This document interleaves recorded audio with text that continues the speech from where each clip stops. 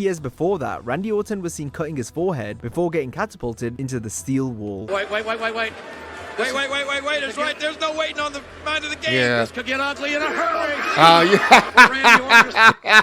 Bro, why? I don't know why he didn't just wait. Like, he could have just waited. You see him do this before he hits the structure. He could have waited. He could have waited, bro. He could have waited, bro.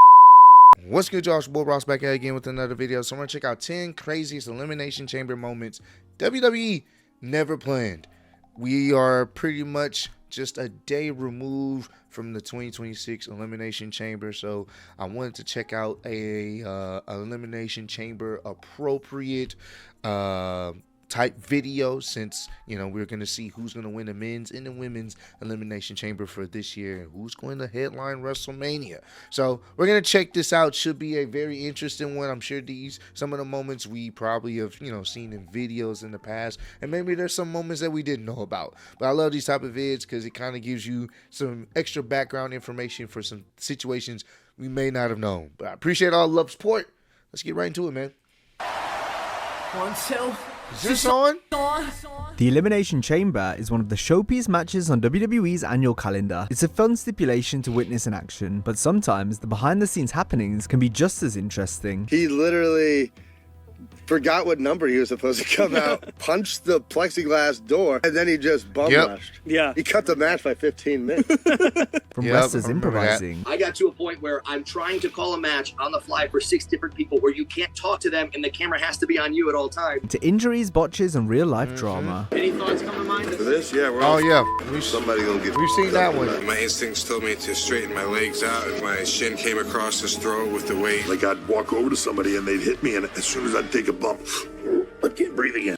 Yep, we recently just checked out that the first Elimination Chamber match on our Patreon, so make sure you guys go check that out in its entirety. And yeah, bro, if you watch after that spot, Triple H, anytime he does get some offense or something does happen with him, he's pretty much down and out for a while, because dude could barely breathe, and kudos to him, much respect, just finishing out a match pretty much with your throat damn near crushed. So much respect to him, bro. Highlighting all this and more today as we list 10 backstage stories behind the Elimination Chamber. You mean to tell me that skinny little tattooed fuck is gonna choke out the Big Show? In my gut, I Wow. knew he wasn't the guy. I think a lot of people felt the same way. Brock Lesnar has proven time and time again that once it's go time, he's just gonna do whatever he feels like. In 2022, the Beast was at his most eccentric on screen as Cowboy Brock, but behind the scenes, Lesnar was equally as unhinged when you consider how frequently he changed the creative in big matches. Just like at the Royal Rumble a month prior, the Elimination Chamber in Saudi Arabia was no different for Brock. He'd gotten plan switch right before the Rumble began, but in the Chamber, he went off script while the bout was in progress. This surprised his opponents as the original plan went out the window. Matt Riddle explained what happened while talking to TMZ. At a stream Elimination Chamber in Saudi, he literally forgot what number he was supposed to come out, punched the plexiglass door, which isn't like super strong. Like I can kick through it, but you're not supposed to. And then he just bum rushed. Yeah. He cut the match by 15 minutes. Yeah. Because he Just did, destroyed he's like, everybody. So like, F5. He writes his own ticket. Yeah. Which is crazy when you think about how someone can have that type of creative power where they say, you know what, fuck it. I don't even remember when I'm supposed to come out. You know what, I'm gonna just do what I do, and everybody else just go along with it. And guess what? He gets paid top dollar, and no one's gonna say nothing. No one's gonna be like, hey, Brock, why did you do that? This is the same guy that threw the WWE Championship at Vince McMahon after WrestleMania. I forgot which WrestleMania it was. After the match was poorly received, he threw the Universal Championship right at Vince. Threw it like it was a piece of garbage. Didn't get reprimanded because it's fucking Brock. There's some people, they just get the luxury of doing that, and he's one of those people. Essentially. And then Paul Heyman pretended like it didn't happen, or he was like, oh, that was my mistake. And it's like, no, it wasn't. Yeah. It's fucking him, dude. Like, he just went into business for himself. And then after the match, he's laughing. He goes, oh, sorry. I forgot. Lashley was supposed to enter the chamber at this point. Look at that, bro. Lesnar He's just is irate. Lesnar just kicked. What? In an interview with Chris Van Vliet, It's Austin crazy. Theory described Lesnar's rampage from his perspective. The Beast blindsided Theory upon bum rushing his way into the ring. He picks up AJ, and AJ's like, what the frick? F5, 1, 2, 3. Seth Rollins starts laughing. F5, he's out. 1, 2, 3. Riddle just gets. Yeah, bro. Like it was just like, bro. He just made everybody look like some fucking bums. He made everybody that are former world champions look like absolute bums. And I was just like, and come to find out that this was just him saying, fuck it. We just gonna do it. We'll do it live. If you know the reference. Wrong, he's out. The Elimination Chamber's debut appearance also featured numerous audibles. Given that it was the first match of its kind, there wasn't much to go off. Because of this, the wrestlers didn't plan out much. They hadn't seen the structure till that day, and it's not like they could practice bumping on the steel beforehand. No, you can't.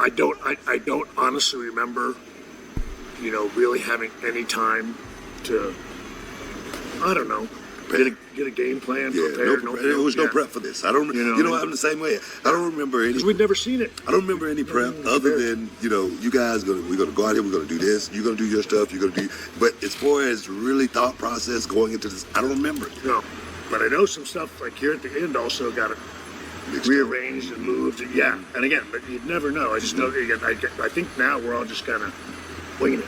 Another factor that influenced the improv nature of the match occurred when Kane entered too early. The Big Red Machine was due to enter last, with Shawn Michaels being the penultimate entry. However, during the bout, this was accidentally switched. You can see the confusion on HBK's face when it happens. One pod got opened when it wasn't supposed to get open. Kane's buzzer and pod goes off, and his opens up, and I want to see everybody's faces, because I can remember being in my pod going, oh, well, that's not right.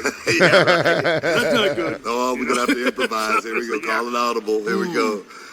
How are we going to fix this? In the Elimination Chamber, it's Kane, the biggest man in this match. The original version of the chamber was quite unforgiving on the body. Jeez. The design was eventually altered so it was more safe to work in, but the first incarnation wasn't very wrestler friendly to say the least. That's because it was legitimately 10 tons of steel and over 2 miles of chain. The structure had very little give and was brutal to bump or land on. I don't think that the people at home appreciate how hard the grid was outside the ring, how unforgiving the chains that surrounded the ring were. On Something to Wrestle, JBL spoke about his experience in the chamber. He noted how the original design was made more for looks than functionality. There was nothing about it that was safe. Yeah. Everything on that thing hurt, and nothing made a noise. Yeah. So it's the worst of everything. You hit a freaking floor, it's just a thud. Jeez. And I get why they changed it. I understand why they changed it. I mean, at the end of the day, you got to protect the wrestlers. You got to protect your assets out here. And having them do this every year, that's why you don't really see ladder matches as much, because they're dangerous. And, just there's a lot that can go wrong. So having the Elimination Chamber be what it was before, I know us nostalgia individuals would like to see that. But at the same time, I mean, you got to think about the longevity of your wrestlers. And doing that each year, once a year, I mean, it could be a career-ending situation, just taking the wrong back body drop onto the steel grate, and, you can't even move normally anymore. So I understand why they did it. It's just for the protection of the wrestlers, because when you go back and watch some of them old Elimination Chamber matches, there's no way you can't just wince in pain and cringe because you seeing somebody just dive and fall, back first onto a steel grate with no give. No noise, but it almost breaks your back. On their podcast, Edge and Christian spoke about how much the chamber hurt. Man, the Elimination Chamber hurts a lot. That steel grate that surrounds it, the chains, even just climbing the chain around it, hurts your hands. You're not going to come out of it unscathed. You're going to be, you're going to get some bruises. You're going to get banged up. Yeah, they sucked. They really bro. did. In terms of just how they felt. I mean, it was fun, but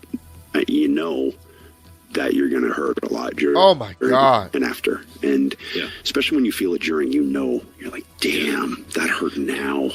What is that going to feel like tomorrow? Given the dangers working inside the structure, there have been some injuries over the years. Any thoughts come to mind? For this, we're all somebody going to get up tonight. Yeah.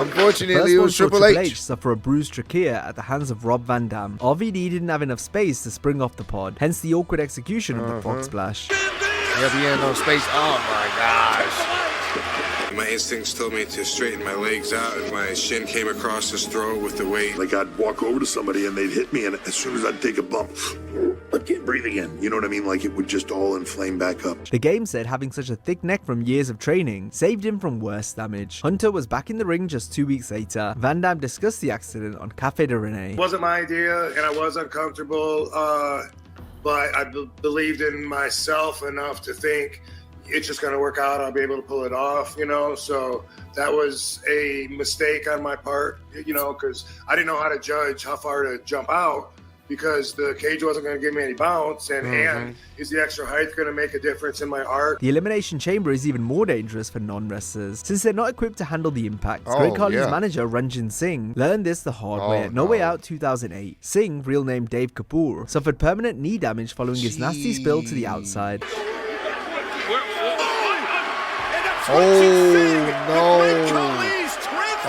Former head writer Brian Gewirtz revealed this in his audiobook. He did it fine on a crash pad earlier in the day, but when the moment of truth came, surprise, the guy with no training whatsoever landed wrong and messed up his knee to the point of needing surgery. Dave's knee is still screwed up to this day. There's so much danger inside the structure. Saying a prayer beforehand, sir. Definitely hate to hear that, bro. But, you know, just something as simple as that. Messed up his knee, you know, and that's why whether you're actually in the ring, but if you're involved in a wrestling promotion and they having you doing spots and stuff, you know, much respect, because I mean, just one spot cost him, you know, years of and hopefully not too much pain, but just dealing with that issue, just a bad knee because of a messed up spot.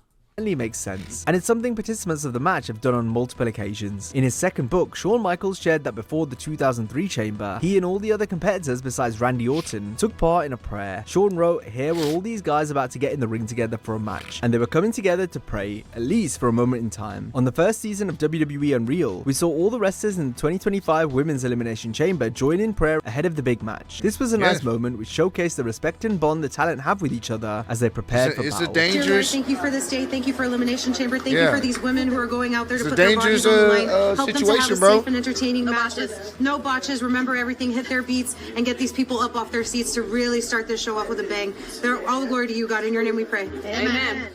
Love it, love it, love it. The Elimination Chamber is often used to determine who will challenge for one of the world titles at WrestleMania, with the other having already been decided thanks to the previous month's Royal Rumble. The 2020 Chamber was unique in that no match was booked to see who would challenge for the Universal title at WrestleMania 36. The original plan was to have Roman Reigns defeat Braun Strowman, Daniel Bryan, Shinsuke Nakamura, Baron Corbin, and Bobby Roode. This would then set up Roman and the champion Goldberg's match at Mania. This Chamber match had been advertised, but then WWE revealed it would be Reigns versus Goldberg at WrestleMania. They announced that it's Roman Reigns Goldberg at WrestleMania, so the men's Elimination Chamber, which had been advertised, is apparently off. It's off. No men's Elimination Chamber match. So it's like, what did Roman Reigns do to get the title shot? I mean, I guess maybe their mentality is, oh, too many people know, so we can't do it. Because now it makes it like, instead of like him going through a dramatic match to get it, he just handed a title shot for no reason. The company instead chose to have an Elimination Chamber for the tag titles. Roman never ended up working Mania due to the pandemic, so he was replaced by Braun Strowman. The 2015 event saw the IC and tag titles contested in the Chamber for the first time. These two bouts proved to be among the weaker Chamber matches, especially the Intercontinental title clash, which fell apart following a major botch. Mark Henry's pod accidentally caved in, so we entered the match much earlier than he was supposed to. I know that is in this part, but I don't think I ever watched it in its entirety. Look at Mark Henry, bro. Mark is just like, one day I gotta ask him, like, legitimately, like, probably off camera, like, what was going through his mind when that happened? Because obviously that wasn't supposed to happen. Like, it was just one of those, like, well, here we go. You know what I'm saying? I'm definitely going to one day ask him, like, hey, man, what was your mind? What was going through your head when the pod broken? Now you just, well, I'm in the match now. And I go, oh, no. You're saying, hey, does that mean I can escape? Get out there, Mark. Get still disqualification, Mark. Henry. Dolph audibly 12 minutes of my life in a terrible, terrible match. But it also, like, it was funny because you never know what's going to happen, man, and you got to be ready to go. Credit to Ziggler, who managed to hold it all together amidst the chaos. Our last entry was bad, but it wasn't quite the worst chamber match of all time. That honor goes to December to Dismember 2006. If WWE's revival of ECW wasn't already in the grave, then this show hammered the final nail in the coffin. Paul Heyman's idea was for newcomer CM Punk to eliminate the champion Big Show first by submission, before ultimately winning the title. Big Show agreed, however Vince McMahon was adamant that Bobby Lashley would be victorious. You mean to tell me that skinny little tattooed fuck is gonna choke out the Big Show? The Anaconda Vicer. And that was all Vince heard. And Vince was furious that Paul was still fighting this one fight. In my gut, I knew he wasn't the guy. I think a lot of people felt the same way. I knew it had to be Bobby Lashley. And I knew at that time, on that day, that it wasn't CM Punk's time. Meanwhile, Stephanie made the call to remove popular babyface Sabu from the chamber in favor of Bob Holly. By the time the main event began, fans were fed up with the lackluster show. They buried the bout with boos and negative chants. All the fan favorites were eliminated straight away, resulting in a flat finish that saw the show end over 30 minutes early. Who was the first guy eliminated in that match? Punk. Who was the second? Van Dam. And it seemed awful spiteful to me. That is kind of, when you really break it down, it's like that automatically kills like any type of hype you have for the rest of the match when your fan favorites are already gone. Boom, out of here. Who's next? At that point, you don't give a fuck. You know what? I don't care who wins, man. Get this off my screen. The event, Heyman was fired, and multiple wrestlers requested their releases, but were not granted them. During an Inside the Ropes live show, Paul buried the December to Dismember to oblivion. It sucked. The show just was a brutal abomination of the concept of wrestling, sports entertainment, pay-per-view, television. The human existence was set back in time by how deplorable of a show this was. We were all together involved in a show that could not have been presented in a worst possible fashion. The zombie, that if you wanted to sabotage your own business, your own legacy, your own wrestlers, your own cameramen, your own pay-per-view industry, a publicly traded company, and all those involved in it, you couldn't have written it this good to yourself up. One of the scariest moments in chamber history actually occurred outside the structure. We're talking about when The Undertaker was burned in the second degree by pyro during his entrance in 2010. I mean, this is great. This is a pay-per-view. That's me trying my hardest to stay in character. Undertaker had previously complained about the flames being too close. Think about that. You're still trying to be in character after you've been set ablaze. That's the fastest I've ever seen The Undertaker walk. But I understand, because I would have ran. But he walked because he wanted to stay in character as much as possible after being set ablaze. During his entrance. Dry out, and when my hair dries out, I can't see a thing. So I take a couple of extra bottles more than I usually would do, and I douse myself with water so that my hair stays wet. The pyrotechnician was then fired, and the flames were subsequently removed from Taker's entrance the next night on Raw. The chamber hasn't been without its share of bloopers. Which makes sense, bro. Like, he told them ahead of time, they didn't want to do it, didn't want to listen, and then he ended up getting burnt for it when he told them, hey, you want to fix this? Yeah, get that guy out of here. Either fire him or I'm going to beat him up. One of the two. Over the years, like when a clumsy Vladimir Kozlov had trouble exiting the structure in 2009. Then he nearly got injured getting in the way of a move. Bill wins every time. Instead of rolling back into the ring and then rolling out on the right side that he was supposed to roll out on in the first place, I presume, he attempted to squeeze between the ring post and the pod. Failure. Failure. He failed at every task to which he was assigned. A year earlier, Chris Jericho was handed a blade by the referee on camera, thus giving the illusion that Y2J had been busted open by the subsequent chair shot. Thanks to Chris Jericho. Come on, Look at this. 3 years before that, Randy Orton was seen cutting his forehead before getting catapulted into the steel wall. Wait. It's right. There's no waiting on the mind of the game. This could get ugly in a hurry. Bro, why? I don't know why he didn't just wait. Like, he could have just waited. You see him do this before he hits the structure. He could have waited. He could have waited, bro. He could have waited, bro. I don't know why he didn't wait. You could have waited till he got down on the ground, selling it, and then bladed there. He did it mid before hitting the damn cage. In 03, Triple H handed Ric Flair a blade so he could cut Goldberg. Hell, this is akin to felonious assault here. Well, what is Flair doing? In 2015, opponents had their hearts set on breaking up pinfalls, even though it's clearly elimination rules. He's looking to pick up the scraps. Cover. And Tyson Kidd breaking things up. Mark Henry broke up a pin after the Intercontinental title match we mentioned earlier had fallen into disarray. On commentary, JBL's reaction is absolutely priceless. Oh, Mark! What? Mark couldn't resist. Now, if you enjoyed this video, be sure to check out our similar video on 10 WWE wrestlers. Mark! Why are you breaking up the pin? Hey, to be fair, that whole fucking match was just in shambles. So, to be fair. But nevertheless, man, this was a dope video just going back down memory lane. A lot of these stories we have seen and you know, people, you know, wrestlers talk about it. And then some of them we haven't. So, let me know down below what stories you did not know took place at the Elimination Chamber, man. But I appreciate all the love, support. Road to 200K. Appreciate y'all. Kicking with me. See you on the next one. Peace.